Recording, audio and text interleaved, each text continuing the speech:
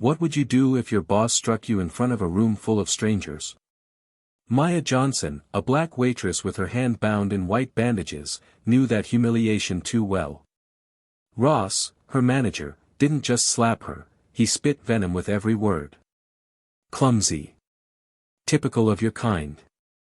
The diner fell silent, eyes burning with pity, none with courage. She bent to pick up shattered mugs, holding her head high though her body trembled. No one knew that the quiet man in the corner booth was about to change everything.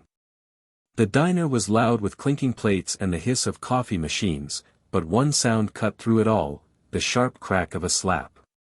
Customers gasped as Maya Johnson, a young black waitress with her hand bound in white bandages, stumbled back. Her tray clattered to the floor, mugs shattering. Ross, the manager, sneered in front of everyone. Clumsy. Or maybe that's just how you people are, always messing up. His words burned hotter than the strike. For a moment, the entire room froze, eyes on Maya, who stood trembling yet silent. She forced a shaky smile, trying not to break, but the humiliation spread like fire across the diner.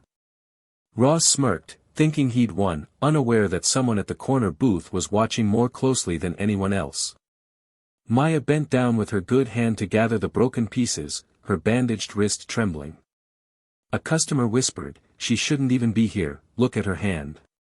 Another muttered, "But that manager never leaves her alone." Their pity stung just as much as the slap. Ross leaned over her, his voice dripping with mockery. "Pick it up faster. Customers don't want to wait on your kind." She swallowed hard, her cheeks burning, yet she forced out the words, "Enjoy your meal," to a nearby table, her voice steady though her eyes glistened. By midday, sweat rolled down her neck, her arms shaking under the weight of dishes. When she brushed against Ross by accident, he yanked a towel from her grip and muttered, "One mistake away from the unemployment line." The words landed heavier than the plates she carried. The customers shifted uncomfortably, but no one stood up for her. Maya was alone, pinned between survival and dignity. What would you do if this happened to you? The afternoon sun poured through the diner's wide windows, but for Maya it felt like a spotlight of shame. Ross hovered close, loud enough for every booth to hear. This is what happens when management lowers standards. Hiring someone like her was the real mistake. His words struck harder than the slap, branding her as less than human. A fork slipped from her tray, clinking against the tile. Ross raised his voice, pointing at her with a grin. "See? Always careless. Always proving me right." Maya bent to pick it up, her bandaged hand trembling, her good arm aching from the load. For a moment she froze, unable to rise, hearing muffled laughs ripple across the room. She felt invisible, reduced to a joke, her dignity slipping through the cracks of that diner floor. But in the corner booth, the quiet old veteran's eyes narrowed. He had seen enough. The customer everyone ignored reached into his jacket, not for money, but for records, stacks of falsified reports and missing cash logs he had collected.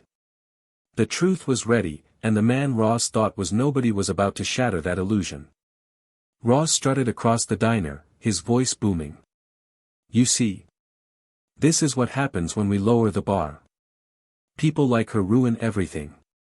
He laughed, convinced the room belonged to him. But the scrape of a chair broke the noise. From the corner booth, the old veteran rose, shoulders squared, eyes sharp. His calm voice carried through the diner. "Enough." Every head turned. Ross scoffed. "Who are you to tell me how to run my staff?" The man laid a folder thick with papers on the counter. "I'm the one who owns this diner. And I know every false report you filed, every dollar you stole. And I know what you did to her hand." Gasps rippled through the room. Ross's smirk vanished, his skin draining pale. Two uniformed officers stepped through the door at that moment, summoned earlier. Ross stammered, but his words died as the cuffs snapped tight around his wrists. Customers clapped, some softly, others loud, as Ross was led out. Maya stood frozen, hand pressed to her chest. The veteran turned to her, his voice steady. From today forward, you're not just a waitress. You're the supervisor who kept this place alive. Her tears finally spilled, not from pain, but from being seen. The diner still smelled of coffee and grease, but the air was lighter, freer. Justice had walked in, and for the first time, Maya's smile wasn't a shield, it was victory.